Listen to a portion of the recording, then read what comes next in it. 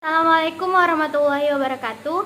Perkenalkan, nama saya Juliana Tanjung dari Prodi Psikologi dengan NIM 2173201035.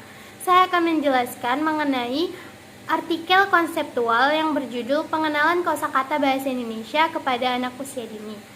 Tujuan dan alasan saya mengambil judul ini adalah karena kita perlu mempelajari kosakata bahasa Indonesia dan dapat menjadikannya sebagai sebuah bahasa.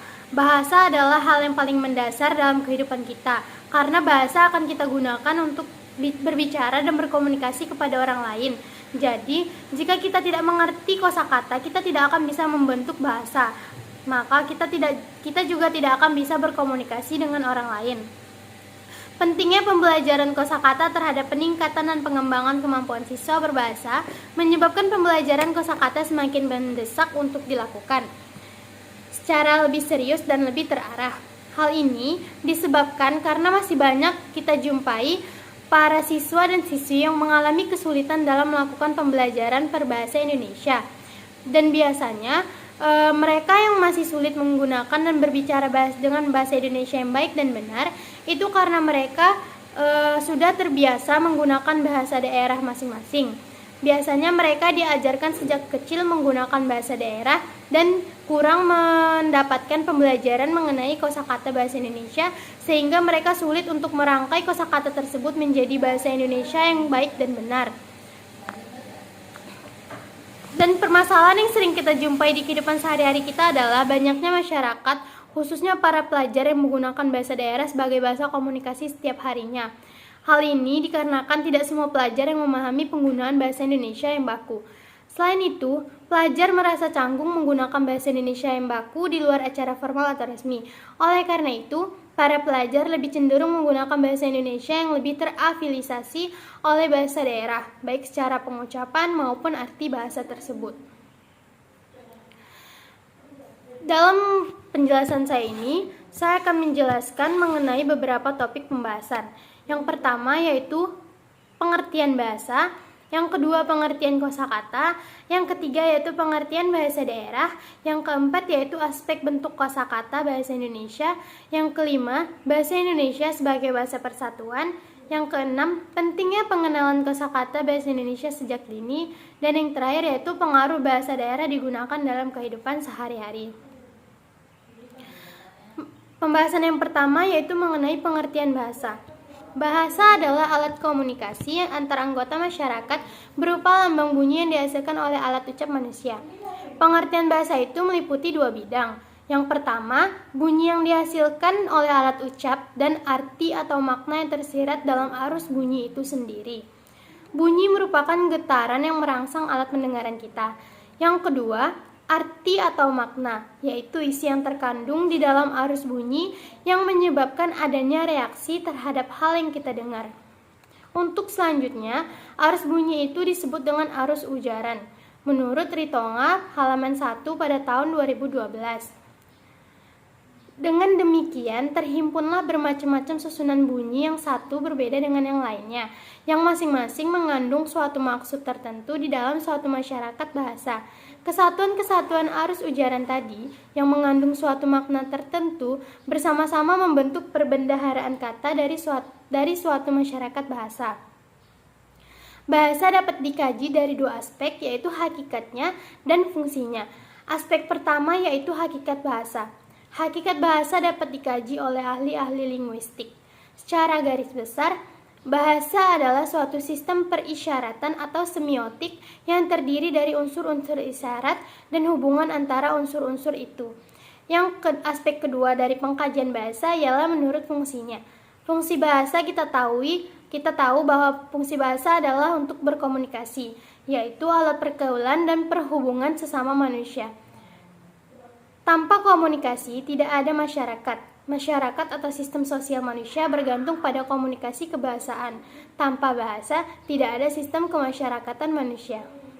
Selanjutnya yaitu pengertian bahasa menurut beberapa ahli.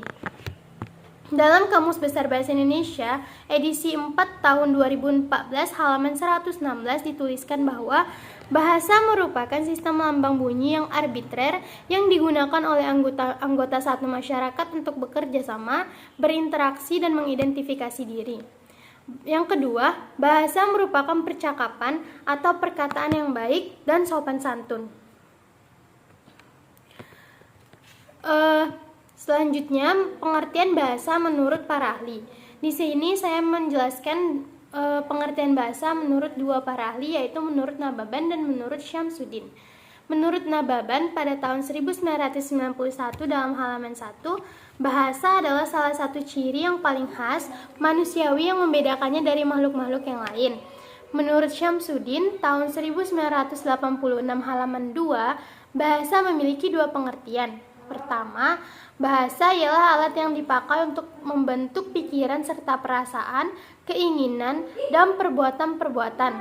Alat yang dipakai untuk mempengaruhi serta dipengaruhi.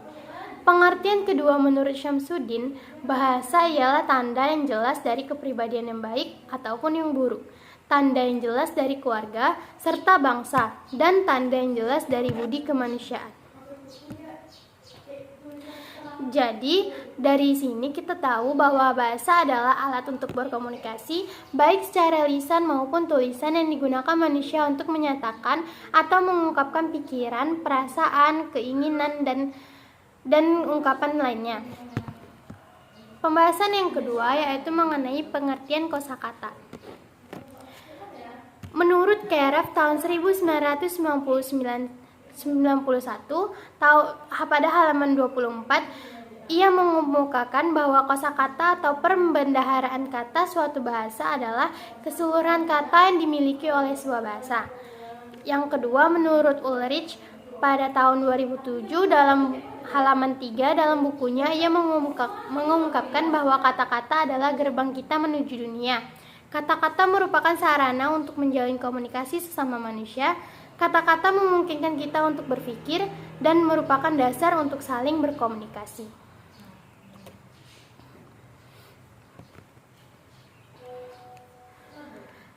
Dari beberapa pengertian yang telah saya jelaskan tadi, jadi dapat kita tarik kesimpulan mengenai pengertian kosakata bahwa kosakata adalah salah satu komponen bahasa dan tidak ada bahasa tanpa kata. Kata adalah tanda atau simbol-simbol untuk mengungkapkan ide-ide atau sebuah gagasan. Kata-kata tersebut adalah alat yang digunakan untuk bertukar pikiran kita sesama manusia. Selanjutnya yaitu pengertian bahasa daerah. Bahasa daerah adalah suatu bahasa yang dituturkan di suatu wilayah dalam sebuah negara kebangsaan. Apakah itu suatu daerah kecil, negara bagian federal atau provinsi, atau daerah yang lebih luas. Definisi dalam hukum internasional dalam rumusan Piagam Eropa untuk bahasa-bahasa regional atau minoritas, bahasa daerah atau minoritas adalah bahasa secara tradisional digunakan dalam wilayah suatu negara oleh warga negara dari negara tersebut, yaitu secara numerik membentuk kelompok yang lebih kecil dari populasi lainnya di negara tersebut dan berbeda dari bahasa resmi dari negara tersebut. Selanjutnya yaitu aspek bentuk kosakata bahasa Indonesia menurut teori Kerap tahun 1991 pada halaman 44 dibagi menjadi 4. Yang pertama yaitu kata dasar, kata berimbuhan, kata majemuk, dan kata ulang.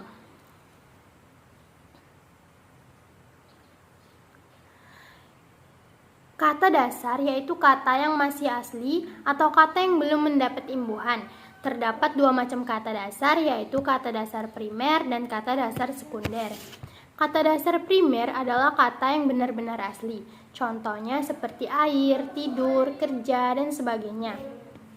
Sedangkan kata sekunder adalah kata dasar yang sudah mendapat imbuhan. Penjelasan yang kedua yaitu mengenai kata berimbuhan. Kata berimbuhan yaitu kata dasar yang telah mengalami perubahan bentuk karena adanya penambahan imbuhan atau afiks. Sebagai contoh, kata dasar tulis yang mendapat afiks menjadi menulis, penulis, penulisan, menuliskan, tertulis, dan tulisan.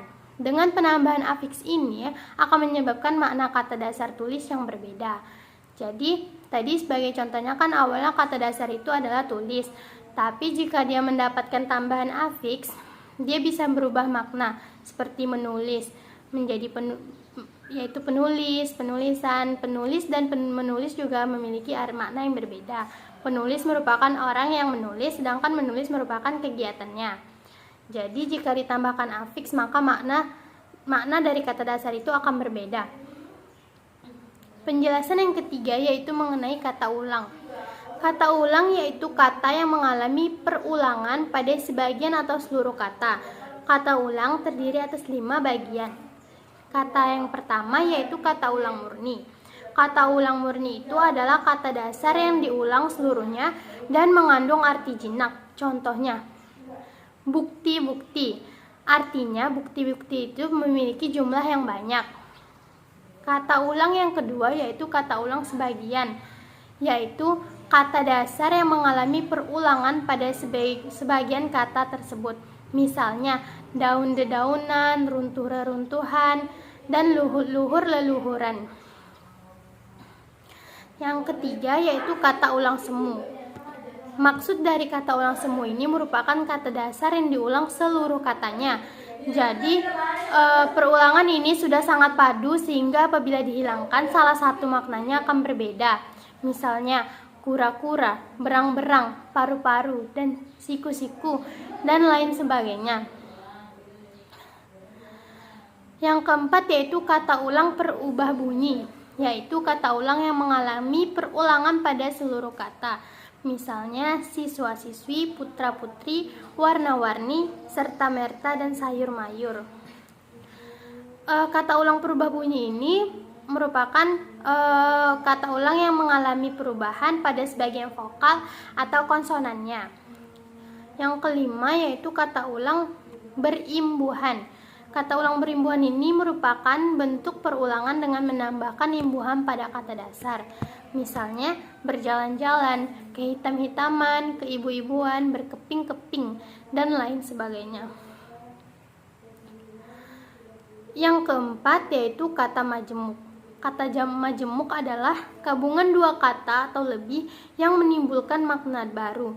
Misalnya, orang tua. Orang tua memiliki arti yaitu orang tua, orang yang harus kita hormati.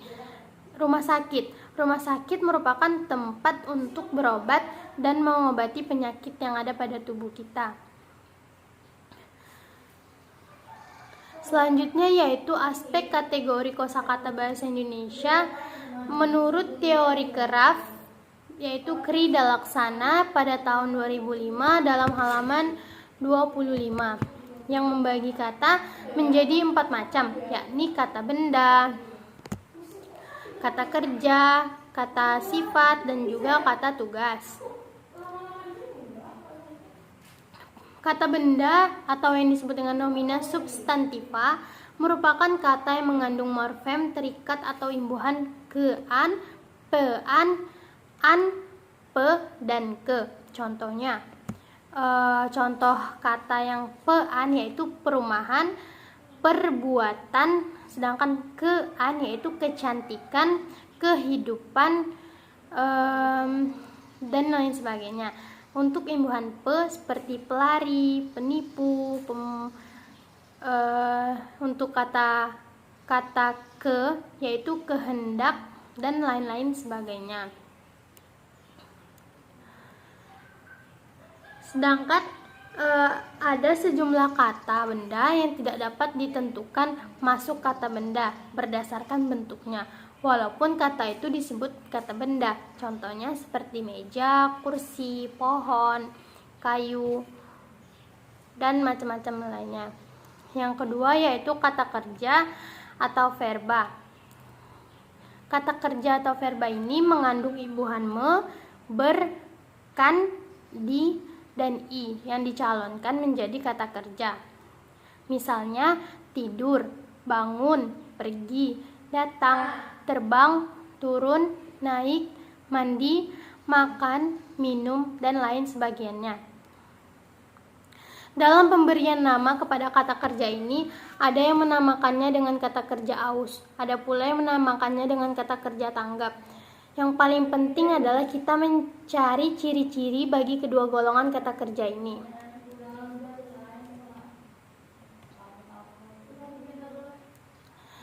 Keyraf mempertegas lagi batasan kata kerja, yaitu segala macam kata yang dapat diperluas dengan kelompok kata dengan plus kata sifat adalah kata kerja. Misalnya, ia berjalan dengan cepat.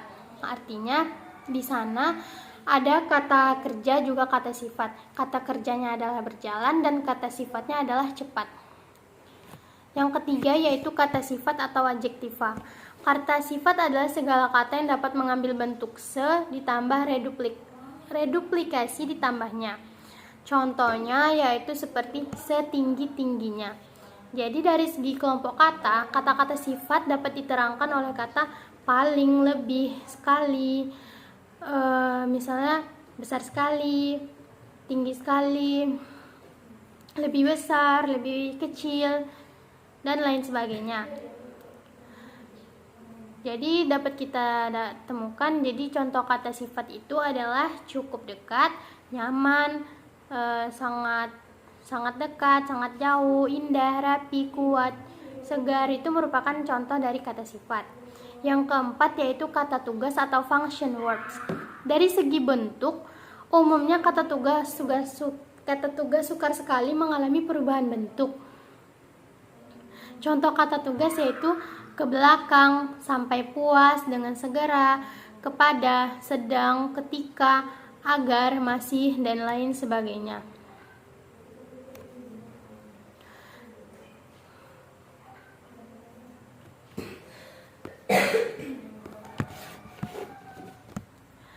Yang pembahasan kelima yaitu bahasa Indonesia sebagai bahasa persatuan. Bahasa Indonesia sebagai bahasa nasional yang mempunyai fungsi sebagai alat komunikasi, mempunyai peran sebagai penyampai informasi. Bahasa dapat pula sebagai alat integrasi sosial sekaligus alat adaptasi sosial. Hal ini mengingat bahwa bangsa Indonesia memiliki bahasa yang majemuk. Indonesia terdiri dari berbagai macam suku yang masing-masing memiliki bahasa dan dialeknya sendiri. Maka dalam mengintegrasikan semua suku tersebut, bahasa Indonesia memainkan peranan yang sangat penting sebagai bahasa komunikasi dan sebagai bahasa penyatu antara banyak warga negara yang bermacam suku, budaya, ras, dan golongan. Yang keenam yaitu pentingnya pengenalan kosakata bahasa Indonesia sejak anak usia dini. Pengenalan bahasa pada anak usia dini sangatlah penting. Hal ini dikarenakan dapat mengenalkan bahasa Indonesia kepada anak dapat meningkatkan kemampuan-kemampuan yang lain. Misalnya, saat kita mengenalkan angka pada anak usia dini, kita akan menyebutkan angka 1 yang nantinya akan diikuti oleh anak tersebut. Dan kita bisa menyontohkan untuk angka-angka yang lainnya. Anak akan mudah mempelajari apa yang kita lakukan, dan apa yang kita lakukan itu akan dilihat oleh mereka dan diikuti oleh mereka. Karena itu, kita harus bisa mengenalkan kosakata bahasa Indonesia kepada anak usia dini, karena anak usia dini akan cepat menangkap apa yang kita ajarkan, sehingga mereka bisa menggunakan bahasa Indonesia dengan baik dan benar saat mereka sudah kecil, sehingga mereka beranjak dewasa. Masyarakat Indonesia menggunakan bahasa Indonesia sebagai bahasa pengantar yang resmi. Bahasa inilah yang membentuk identitas bangsa. Bahasa Indonesia merupakan bahasa persatuan masyarakat Indonesia. Jadi seharusnya anak usia dini itu secepat mungkin agar diajarkan menggunakan bahasa Indonesia. Bukan dengan menggunakan bahasa lain ataupun bahasa asing, juga bahasa daerah yang nantinya akan melunturkan budaya bangsa kita sendiri. Namun, pada pembahasan ini bukan berarti kita tidak perlu mengajarkan bahasa daerah kepada anak. Bahasa daerah juga perlu, namun dia harus memprioritaskan bahasa Indonesia yang menjadi bahasa kesatuan Indonesia. Saat anak usia dini berada dalam usia 4-6 tahun atau berada dalam usia emas, mereka lebih mudah untuk menerima dan menyerap segala sesuatu yang diberikan kepada mereka. Dalam hal ini, peran orang tua sangatlah penting dalam mendidik anak. Pembahasan yang ketujuh yaitu pengaruh bahasa daerah digunakan dalam kehidupan sehari-hari. Jadi bahasa daerah itu memiliki dampak positif dan dampak negatif jika kita gunakan sebagai bahasa komunikasi dalam kehidupan sehari-hari. Dampak positifnya yaitu bahasa Indonesia memiliki banyak kosakata. Yang kedua, sebagai kekayaan budaya bangsa Indonesia. Yang ketiga, sebagai identitas dan ciri khas dari suatu suku dan daerah. Yang keempat, menimbulkan keakraban dalam berkomunikasi. Sedangkan untuk dampak negatif jika kita menggunakan bahasa daerah sebagai bahasa komunikasi dalam kehidupan sehari-hari yaitu yang pertama, bahasa daerah yang satu sulit dipahami oleh daerah lain sehingga mereka sulit untuk berkomunikasi jika berjumpa dengan suku lainnya. Yang kedua, warga negara asing yang ingin belajar bahasa Indonesia menjadi kesulitan karena terlalu banyak kosakata, yaitu kosakata bahasa Indonesia juga kosakata bahasa daerah. Yang ketiga, masyarakat menjadi kurang paham dalam menggunakan bahasa Indonesia yang baku karena sudah terbiasa menggunakan bahasa daerah. Yang keempat, dapat menimbulkan kesalahpahaman karena tidak semua orang mengerti semua bahasa daerah yang ada di Indonesia. Selanjutnya, saya akan menjelaskan mengenai bagaimana cara anak mempelajari kosakata sejak usia dini. Henry Guntur Tarigan menjelaskan bahwa ada beberapa cara yang dapat digunakan oleh anak-anak ketika mempelajari kosakata. Yang pertama yaitu dengan mendengar kata-kata dari orang tua, anak yang lebih tua, teman sepermainan, televisi atau radio, tempat bermain, tuk atau pusat perbelanjaan. Cara yang kedua yaitu dengan anak dapat mengalaminya sendiri, seperti anak mengatakan benda-benda, anak memakannya, meraba, mencium, dan meminumnya. Kosakata anak dibatasi oleh pengalaman sendiri dan model-model yang tersedia. Jadi, anak akan mudah menangkap sesuatu melalui pengalaman atau yang dia lihat. Yang ketiga yaitu dengan mendongeng atau menceritakan kisah atau kejadian yang dialami sehari-hari, agar anak banyak mendapat referensi kosakata dan terbiasa berbicara dan menyimak. Itulah hasil penjelasan saya mengenai pengenalan kosakata bahasa Indonesia kepada anak usia dini. Apabila terdapat kesalahan dan kekurangan dalam penjelasan saya mohon maaf. Saya akhiri. Wassalamualaikum warahmatullahi wabarakatuh.